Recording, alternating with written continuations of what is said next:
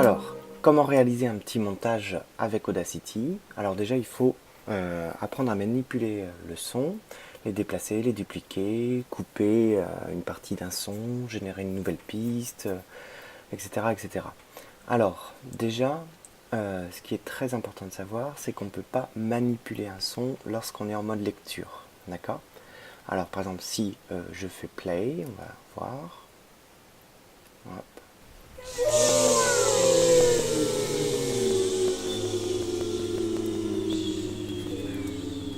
Et là, on voit qu'on peut strictement rien faire. Il faut faire attention aussi à ne pas être en mode pause parce que ça ne fonctionne pas non plus. Par exemple, si je fais play, puis ensuite pause, et que je veux déplacer le son, on voit, hein, c'est interdit, on ne peut rien faire, on est en mode lecture. Voilà. Donc pour vraiment déjà manipuler ce son, il est important de quitter le mode lecture en étant sûr d'appuyer sur le mode pause.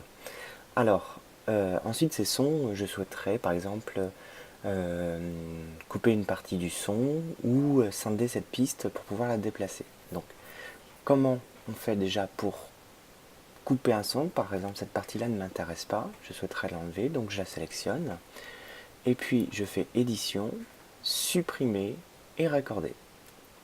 On voit qu'il a été supprimé et que ici, les deux sons qui étaient aux extrémités ont été raccordés. Voilà.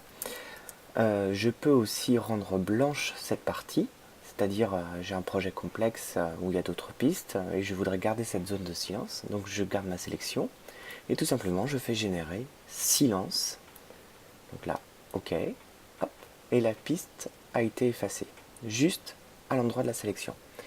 Donc ça c'est intéressant. Il y a autre chose, par exemple, je souhaiterais déplacer ces sons, tout simplement je vais sélectionner la partie que je voudrais scinder. Donc je vais faire tout simplement dans, je crois que c'est édition, voilà. Donc limite de clip, scinder. On voit ici qu'une césure a été faite. Je peux le faire également ici, édition, scinder. Alors une autre option, vous avez vu, il y a aussi scinder dans une nouvelle piste. C'est que là, il va générer une nouvelle piste avec le bout du son. Alors après, je peux les déplacer, ces sons, avec ce petit curseur qui est là. Et on voit, je peux m'amuser à les mettre à un autre moment. Voilà. Donc ça, ce sont des exemples d'utilisation qui sont assez pratiques. Alors, maintenant, je souhaiterais, par exemple, m'amuser à créer un montage avec ces trois sons. Alors, c'est toujours pratique d'avoir une nouvelle piste. Donc, je vais dans piste, ajouter nouvelle piste stéréo, vu que là, on est en stéréo. Et je vais en rajouter une autre. Ça peut être toujours utile. Alors, par exemple, je veux commencer mon projet par ce son-là, directement, qui est assez court. Et je veux le placer ici. D'accord? Alors, la solution copier-coller est la plus évidente. Donc, je sélectionne, puis édition, copier. Ensuite, je place le curseur là où je souhaiterais qu'elle soit. Donc, par exemple, au début. Et ensuite, édition, coller. Voilà. Ensuite, j'aimerais, admettons, entendre ce son-là. Je le sélectionne. Alors, il y a un autre moyen, c'est de faire CTRL-C, CTRL-V qui marche ici aussi. Donc, je fais CTRL-C. Je place mon curseur, admettons ici. Je veux qu'il s'enchaîne. CTRL-V. Voilà. Ensuite, en dessous et en même temps, j'aimerais mettre ce son qui est ici. Donc, hop, je le sélectionne.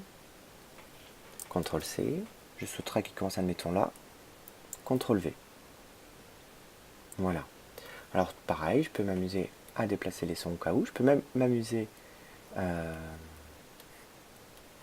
je peux pas. Donc voilà, je vais écouter le rendu du projet. Donc je vais faire muet sur cette piste-là et écouter le montage de ce son.